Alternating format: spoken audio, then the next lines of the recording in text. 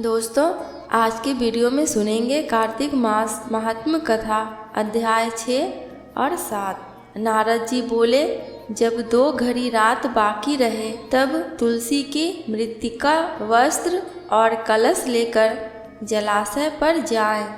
कार्तिक में जहाँ कहीं भी प्रत्येक जलाशय के जल में स्नान करना चाहिए। गर्म जल की अपेक्षा ठंडे जल में स्नान करने से 10 गुना पुण्य होता है। उससे 100 गुना पुण्य बाहरी कुएं के जल में स्नान करने से होता है। उससे अधिक पुण्य बावड़ी में और उससे भी अधिक पुण्य पोखर में स्नान करने से होता है। उससे 10 गुना झरनों में और उससे भी अधिक पुण्य कार्तिक में नदी स्नान करने से होता है। उससे भी 10 गुना पुण्य वहाँ होता है जहाँ 2 नदियों का संगम हो, और यदि कहीं 3 नदियों का संगम हो तब तो पुण्य की कोई सीमा ही नहीं।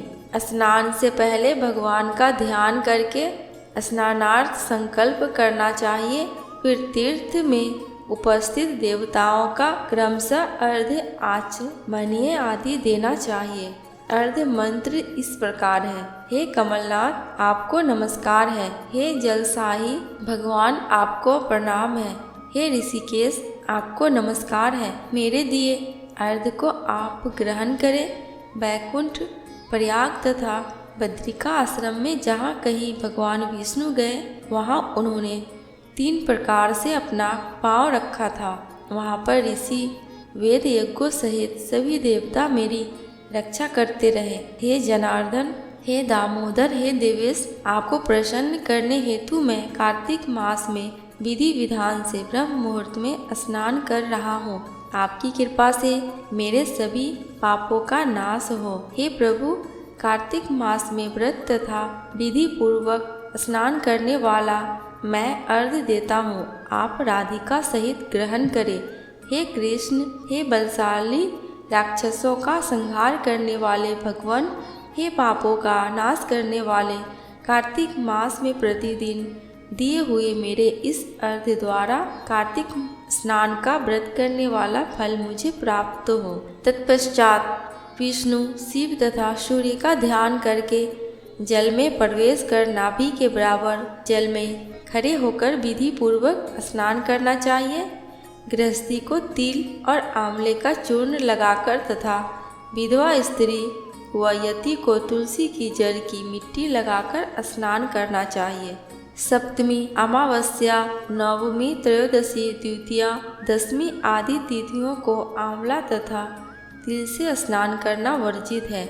स्नान करते हुए निम्न शब्दों का उच्चारण करना चाहिए। जिस भक्ति भाव से भगवान ने देवताओं के कार्य के लिए 3 प्रकार का रूप धारण किए थे, वही पापों का नाश करने वाले भगवान विष्णु अपनी कृपा से मुझे पवित्र बनाए। जो मनुष्य भगवान विष्णु की आज्ञा से कार्तिक व्रत करते हैं, उसकी इंद्रादि सभी देवता रक्षा करते हैं। यदि वह मुझको पवित्र करे, बीजों, रहस्यों तथा यज्ञों सहित वेदों के मंत्र, कश्यप आदि ऋषि, इंद्रादि देवता मुझे पवित्र करें, अदिति आदि सभी नारियां, यज्ञ सिद्ध सर्प और समस्त औषधियों व तीनों लोकों के पहाड़ मुझे पवित्र करें। इस प्रकार कहकर स्नान करने के बाद मनुष्य को हाथ में पवित्री धारण करके देवता, ऋषि, मनुष्यों तथा पितरों का विधि पूर्वक तर्पण करना चाहिए। तर्पण करते समय तर्पण में जितने तिल रहते हैं उतने वर्ष पर्यंत व्रती के पितृगण स्वर्ग में वास करते हैं। उसके बाद व्रती को जल से निकलकर शुद्ध वस्त्र धारण करने चाहिए। सभी तीर्थों के सारे कार्यों से निर्भीत होकर पुनः भगवान विष्णु का पूजन करना चाहिए। सभी तीर्थों के सारे देवताओं का स्मरण करके भक्ति पूर्वक सावधान होकर चंदन, फूल और फलों के साथ भगवान विष्णु को फिर से अर्घ्य देना चाहिए। अर्घ्य के मंत्र का अर्थ इस प्रकार है। मैंने पवित्र कार्तिक मास में स्नान किया है। हे विष्णु, राधा के साथ आप मेरे दिए अर्घ्य को ग्रहण करें।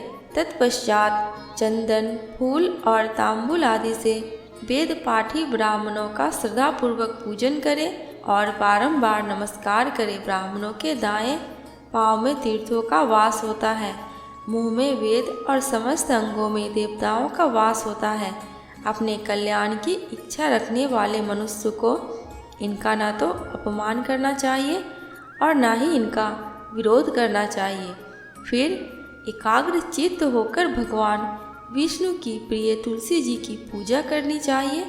उनकी परिक्रमा करके उनको प्रणाम करना चाहिए। हे देवी, हे तुलसी, देवताओं ने ही प्राचीन काल से तुम्हारा निर्माण किया है और ऋषियों ने तुम्हारी पूजा की है। हे विष्णु प्रिया तुलसी, आपको नमस्कार है। आप मेरे समस्त पापों को नष्ट करें। इस प्रकार जो मनुष्य भक्ति पूर्वक कार्तिक व्रत का अनुष्ठान करते हैं वे संसार के सुखों का भोग करते हुए अंत में मोक्ष को प्राप्त करते हैं। कथा समाप्त।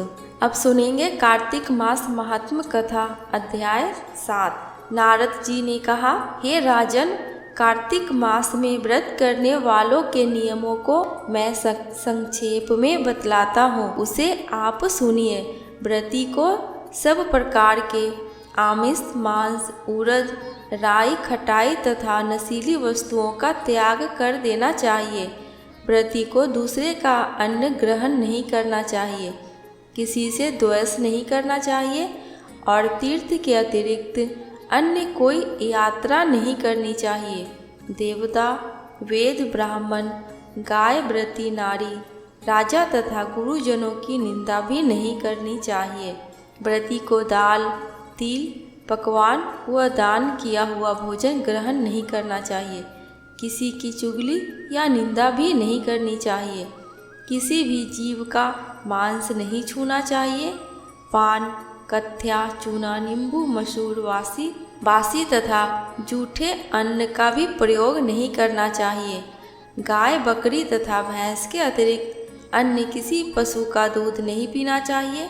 कांस्य के पात्र में रखा हुआ पंचगव्य बहुत छोटे घड़े का पानी तथा केवल अपने लिए ही पका हुआ अन्न प्रयोग करना चाहिए। कार्तिक माह का व्रत करने वाले मनुष्य को सदैव ब्रह्मचर्य का पालन करना चाहिए। उसे धरती पर सोना चाहिए और दिन के चौथे पहर में केवल एक बार पत्तल में भोजन करना चाहिए। व्रती कार्तिक माह में केवल नरक चतुर्दशी, जिसे छोटी दिवाली भी कहा जाता है, के दिन ही शरीर में तेल लगाना चाहिए। कार्तिक माह में व्रत करने वाले मनुष्य को सिंघाड़ा, प्याज, मट्ठा, गाजर, मूली, काशी फल, लौकी, तरबूज इन वस्तुओं का प्रयोग बिल्कुल नहीं करना चाहिए। रजस्वला, चांडाल, पापी, म्लेच्छ, पतित, व्रतहीन, ब्राह्मण द्रोही और नास्तिकों से बातचीत नहीं करनी चाहिए। भगवान विष्णु को प्रसन्न करने के लिए अपनी शक्ति के अनुसार चंद्रायन आदि का व्रत करना चाहिए और उपयुक्त नियमों का पालन करना चाहिए। व्रती को प्रतिपदा को कुम्हरा, द्वितीया को कटहल, तृतीया को तरुणी स्त्री, चतुर्थी को मूली, पंचमी को बेल, षष्ठी को तरबूज, सप्तमी को आंवला, अष्टमी को नारियल, नवमी को मूली, दसवीं को लौकी, एकादशी को परवल, द्वादशी को बेर, त्रयोदशी को मट्ठा, चतुर्दशी को गाजर तथा पूर्णिमा को साग का प्रयोग नहीं करना चाहिए। रविवार को आंवला का प्रयोग नहीं करना चाहिए। कार्तिक माह में व्रत करने वाला मनुष्य यदि इन शाकों में से किसी भी शाक का सेवन करना चाहे तो पहले ब्राह्मणों को देकर ग्रहण करे। यही विधान माघ माह के व्रत के लिए भी है। देवउत्थानी एकादशी में पहले कही गई विधि के अनुसार नृत्य, जागरण, गायन, वादन आदि करना चाहिए। इसको विधि पूर्वक करने वाले मनुष्यों को देखकर यमदूत ऐसे भाग जाते हैं जैसे सिंह की गर्जना से हाथी भाग जाते हैं। कार्तिक माह का व्रत सभी व्रतों में श्रेष्ठ है। इसके अतिरिक्त जितने भी व्रत यज्ञ हैं वह 1000 की संख्या में किए जाने पर भी इसकी तुलना नहीं कर सकते, क्योंकि यज्ञ करने वाले मनुष्य को सीधा वैकुंठ की प्राप्ति होती है। जिस प्रकार राजा की रक्षा उसके अंगरक्षक करते हैं, उसी प्रकार कार्तिक माह का व्रत करने वाले की रक्षा भगवान विष्णु की आज्ञा से इंद्रादि देवता करते हैं। व्रती मनुष्य जहाँ कहीं भी रहता है वहीं पर उसकी पूजा होती है, उसका यश फैलता है।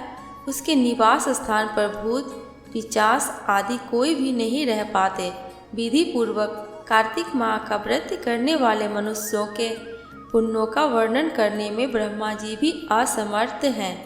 यह व्रत सभी पापों को नष्ट करने वाला, पुत्र पौत्र प्रदान करने वाला और धन धान्य की वृद्धि करने वाला है। कथा समाप्त। दोस्तों, कमेंट बॉक्स में भगवान विष्णु एवं तुलसी माता की एवं लक्ष्मी माता की जयकारा लगाना बिल्कुल भी मत भूलना। आपको मेरे चैनल पे व्रत त्योहारों की जानकारियाँ एवं उनसे जुड़ी कथा कहानियाँ मिलती रहेंगी। अगर आपको ये वीडियो थोड़ी सी भी अच्छी लगी हो तो प्लीज़ मेरे चैनल को सब्सक्राइब करके मेरी वीडियो को लाइक एंड शेयर कर देना।